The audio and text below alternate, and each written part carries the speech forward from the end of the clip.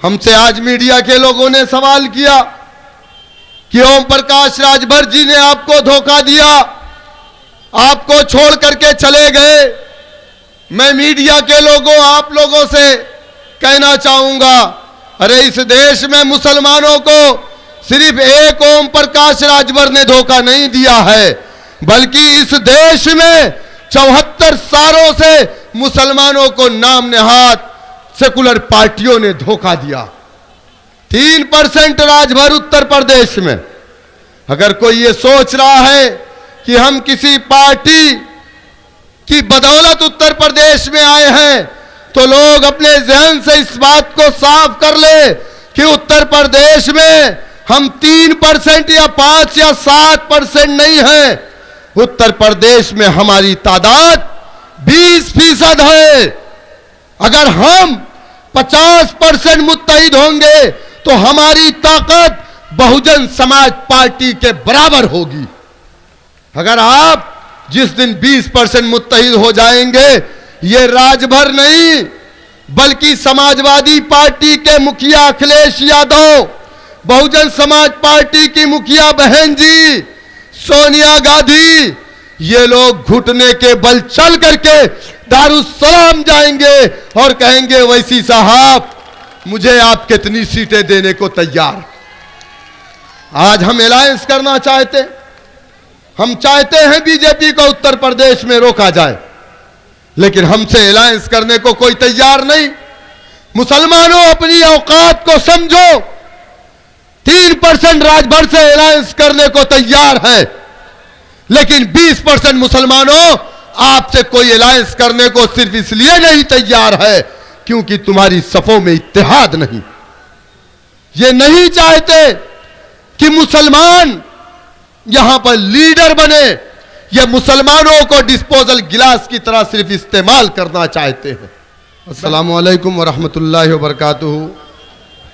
औज़ु बिल्लाहि मिनश शैतानिर रजीम, बिस्मिल्लाहिर रहमानिर रहीम। मुरादाबाद की तारीखी सरजमीन शहनशीन पे तशरीफ़ फरमा ऑल इंडिया मजलिस इत्तेहादुल मुस्लिमीन के कौमी सदर काबिल एहतराम इज़्ज़त माब आली जनाब बैरिस्टर असदुद्दीन ओवैसी साहब, शहनशीन पे तशरीफ़ फरमा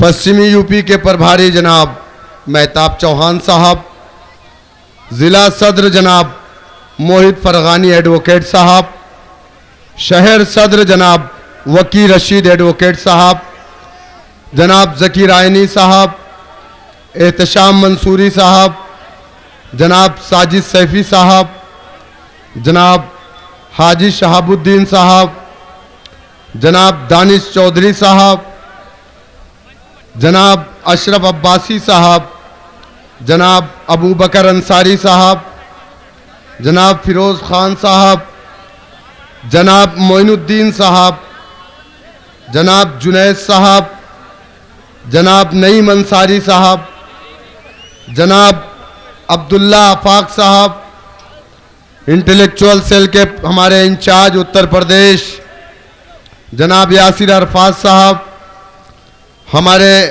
सेक्रेटरी उत्तर प्रदेश जनाब मौलाना एजाज अहमद रज़ाकी साहब, जनाब इमरान बॉबी साहब सेक्रेटरी उत्तर प्रदेश, जनाब सैयद असलम साहब मुरादाबाद मंडल अध्यक्ष, जनाब मौलाना नुमान नदवी साहब जो लखनऊ से तशरीफ़ लाए हैं, स्टेट वर्किंग कमेटी के मेंबर हैं, जनाब पवन राव अंबेडकर साहब जनरल सेक्रेटरी उत्तर प्रदेश, जनाब रईस मलिक साहब मुरादाबाद से हमारे ज़िला पंचायत सदस्य वार्ड नंबर 10 से, जनाब शमीम अहमद तुर्क साहब chief general secretary Uttar Pradesh, जनाब गुलाम मोहम्मद साबिर साहब, जनाब कारी आमिर साहब हमारे दरमियान में तशरीफ़ फरमा, पार्टी के तमाम जिम्मेदारान,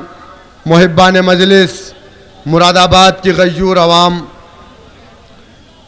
आपको मालूम है कि 3 महीने के अंदर उत्तर प्रदेश में 2022 का असेंबली इलेक्शन होना है। तमाम पार्टियां उत्तर प्रदेश के अंदर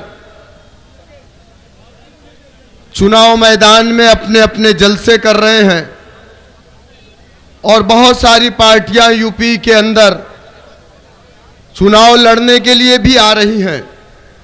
जिन पार्टियों ने उत्तर प्रदेश में कभी कोई काम नहीं किया, जिन पार्टियों ने कभी मजलूमों की आवाज नहीं उठाई, जिन पार्टियों ने उत्तर प्रदेश वालों के लिए या उत्तर प्रदेश की आवाम के ऊपर हो रहे जुल्म और नाइंसाफी के खिलाफ कभी मुंह नहीं खोला, वो पार्टियां भी उत्तर प्रदेश में चुनाव लड़ने के लिए आ रही हैं। लेकिन आपको मालूम है कि उत्तर प्रदेश में मजलिस इत्तेहादुल मुस्लिमीन 2014 से मैं पूरे यूपी के अंदर गाजियाबाद से गाजीपुर तक, बनारस से लेकर के बलिया तक कोई ऐसा जिला नहीं है, कोई ऐसा गांव नहीं है, कोई विधानसभा नहीं है जहां पर मैंने मजलिस इत्तेहादुल मुस्लिमीन के मिशन को पहुंचाने की कोशिश न की हो। उत्तर प्रदेश के अंदर जब जब मुसलमानों के ऊपर जुल्म हुआ, ज्यादती हुई, या पूरे उत्तर प्रदेश में मुसलमानों की कहीं पर भी लिंचिंग हुई, तो उत्तर प्रदेश में एक वाहिद जमात मजलिस इत्तेहादुल मुस्लिमीन ने अपनी आवाज को बुलंद किया और कभी हमने गवर्नर को, कभी हमने राष्ट्रपति को डीएम के माध्यम से मेमोरेंडम भेजने का काम किया। उत्तर प्रदेश के अंदर इखलाक को मारा गया। समाजवादी पार्टी की हुकूमत में गोश्त के नाम पर बकरीद पे तीसरे दिन पूरे उत्तर प्रदेश में कोई मुस्लिम लीडर इखलाक मरहूम के घर पर नहीं गया। दादरी के अंदर बिसेड़ा गांव में, वहां कौन गया? ना समाजवादी पार्टी के लीडर गए, ना बहुजन समाज पार्टी के मुस्लिम लीडर गए, ना कांग्रेस पार्टी के मुस्लिम लीडर गए। अगर वहां कोई सबसे पहले पहुंचा तो मजलिस इत्तेहादुल मुस्लिमीन के हमारे कायद नकीब मिल्लत जनाब बैरिस्टर असदुद्दीन ओवैसी साहब पहुंचे। हापुड़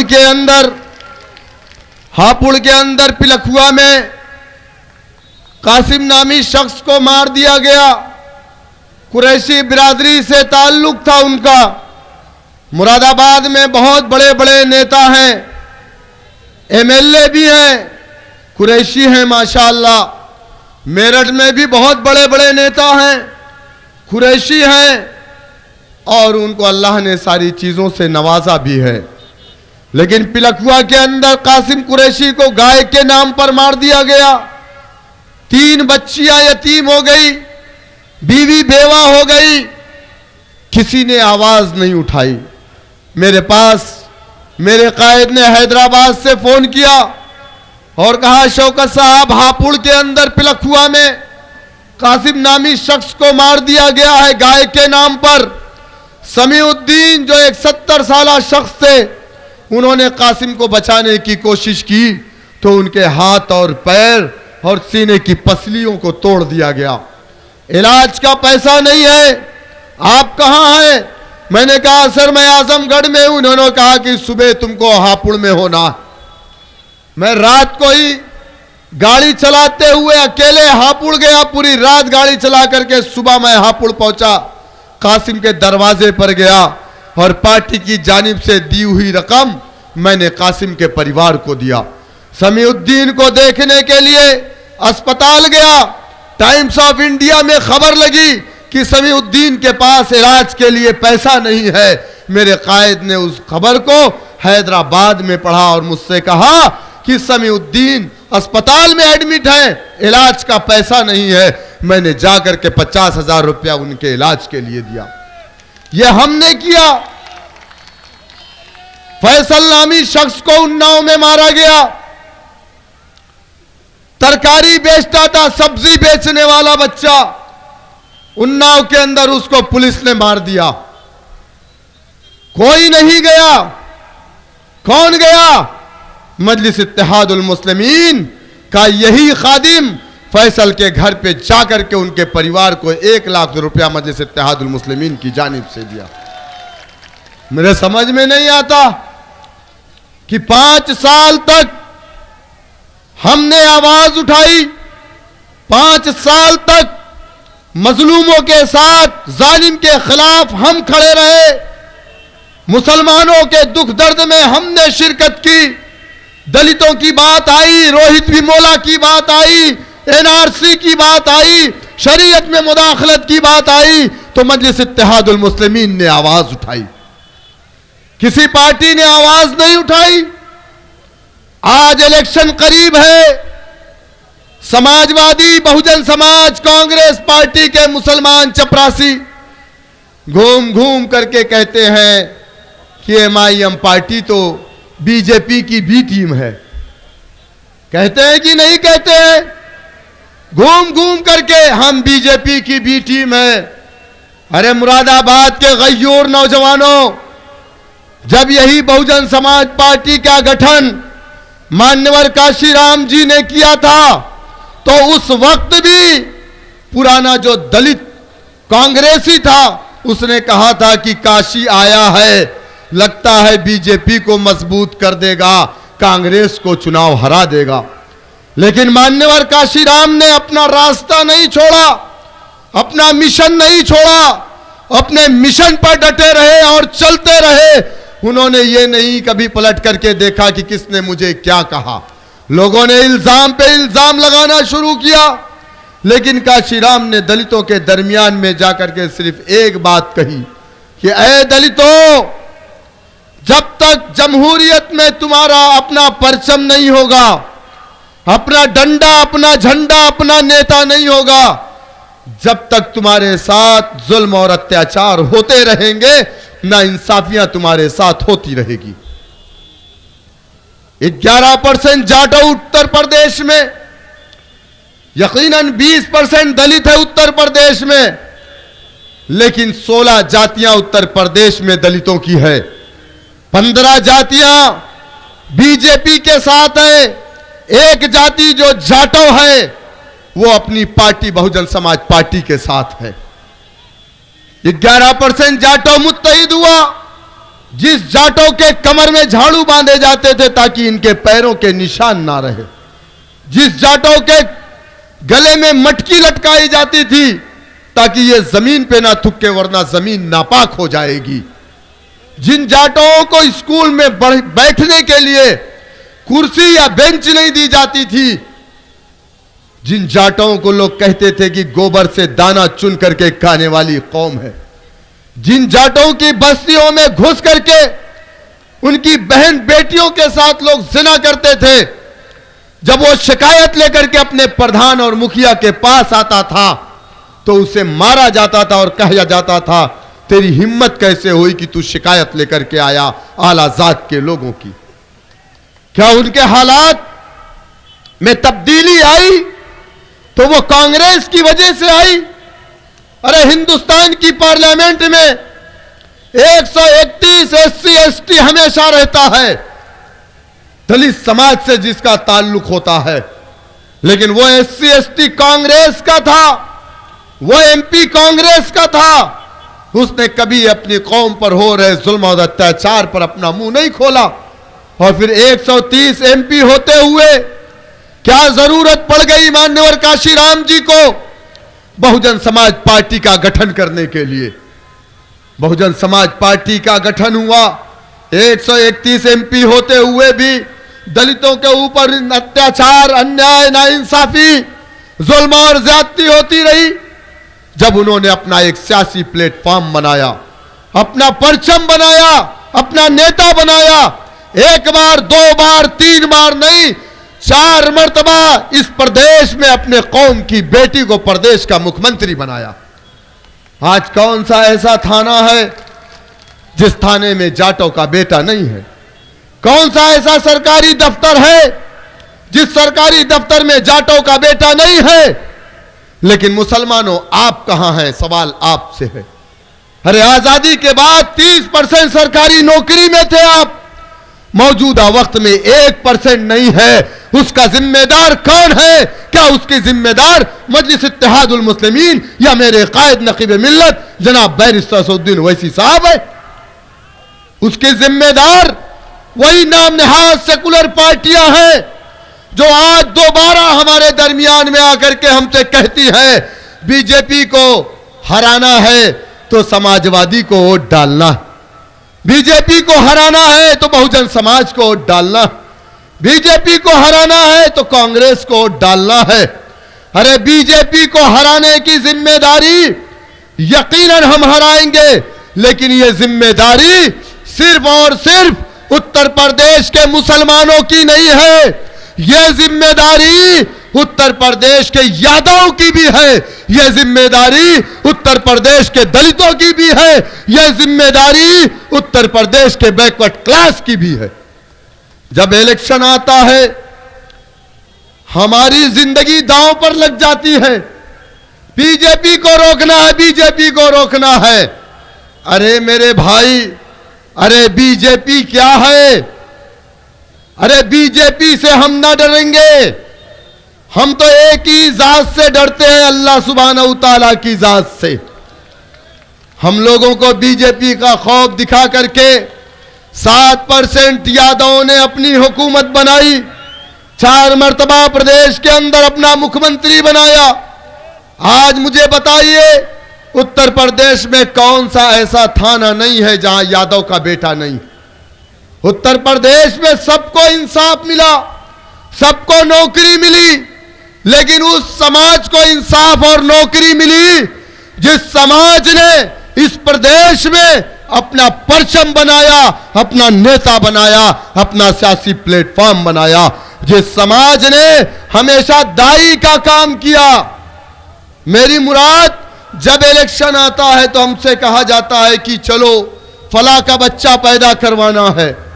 याद रखो, जो नर्सें बच्चा पैदा करवाती हैं वो बच्चा उस नर्स का नहीं होता है, उसका काम सिर्फ 1 हफ्ते का या 3 दिन का होता है, फिर पलट करके ना वो बच्चा उधर देखता है ना बच्चे का मालिक देखता है और नर्स का काम खत्म हो जाता है।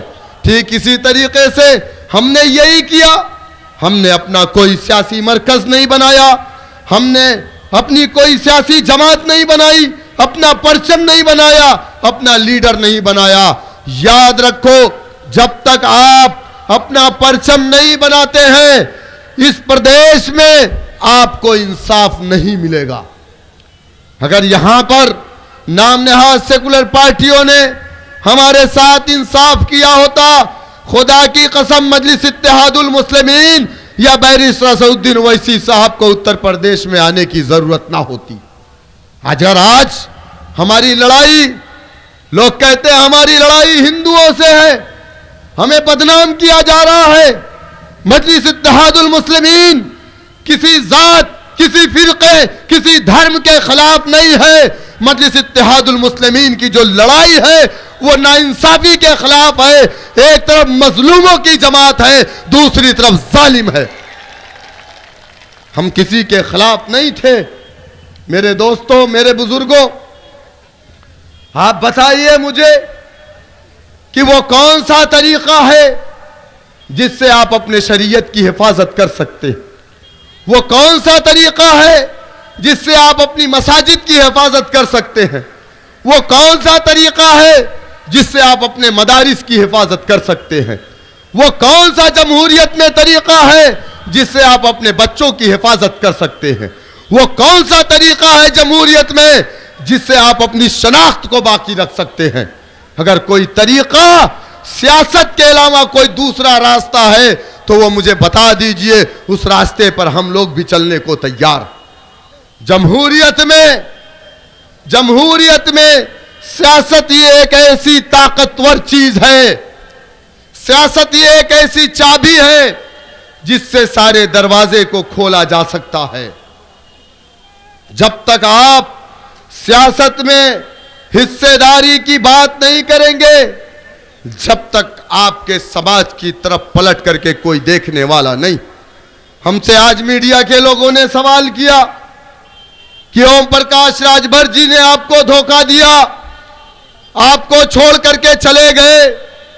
मैं मीडिया के लोगों, आप लोगों से कहना चाहूंगा, अरे इस देश में मुसलमानों को सिर्फ एक ओम प्रकाश राजभर ने धोखा नहीं दिया है, बल्कि इस देश में 74 सालों से मुसलमानों को नाम नेहाद सेकुलर पार्टियों ने धोखा दिया।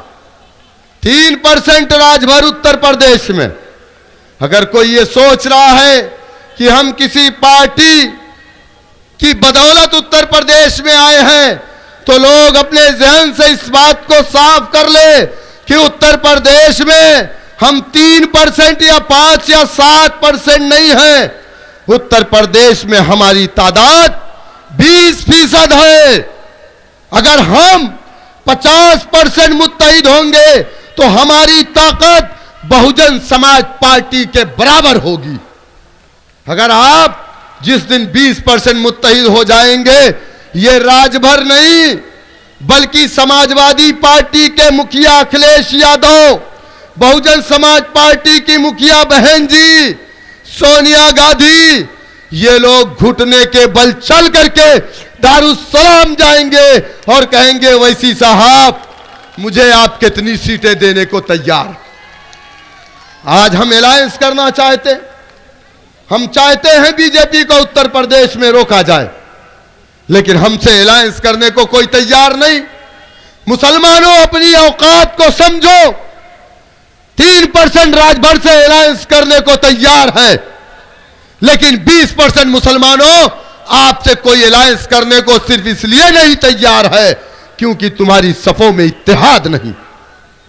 ये नहीं चाहते कि मुसलमान यहां पर लीडर बने, ये मुसलमानों को डिस्पोजल गिलास की तरह सिर्फ इस्तेमाल करना चाहते हैं। बहरकैफ मेरे दोस्तों, वक्त हमारे पास बहुत कम है, हमारे कायद को वापस दिल्ली जाना भी है। मैं बस आपसे यही कहूंगा कि मुत्तहिद हो तो बदल डालो निजाम-ए गुलशन, मुत्तहिद हो तो बदल डालो निजाम-ए गुलशन, मुंतशिर हो तो मरो शोर मचाते क्यों हो। जो लोग ये कहते हैं कि हम अकेले चुनाव लड़ेंगे तो हम नहीं जीतेंगे, ऐ मेरे गयूर नौजवानों, जीत हार का फैसला चाय की दुकानों पर बैठ करके मत करो। अल्लाह सुब्हानहू तआला ने कुरान में फरमाया है, कुलिल्लाहुम्मा मालिकल मुल्क तूतिल मुल्क, अल्लाह जिसको चाहता है दुनिया के अंदर हुक्मरान बनाता है। नमरूद, फिरौन, शद्दाद को अल्लाह ने दुनिया में हुक्मरानी दी और यूसुफ अलैहिस्सलाम को कुएं से निकाल करके अल्लाह ने मिस्र का बादशाह बनाया था। हमारा काम है जिद्दोजहद करना, कोशिश करना, बाकी का काम अल्लाह सुब्हानहू तआला का। हमने ऐलान किया था कि उत्तर प्रदेश की 100 सीटों पर हम इलेक्शन लड़ेंगे, तो मैं आज ये कह रहा हूं 100 सीटों को हमने आइडेंटिफाई कर लिया है।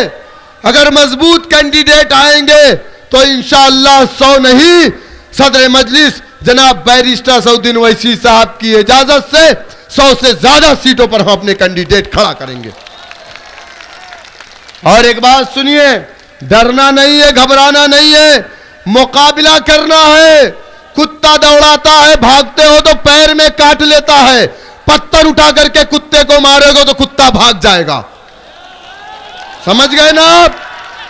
समझ गए ना? जिससे डराया जा रहा है उससे डरना नहीं है, उससे मुकाबला करना है। जब मैदान में आओगे तब तो जीत और हार होगी। घर में बैठ करके कोई फैसला मत करना।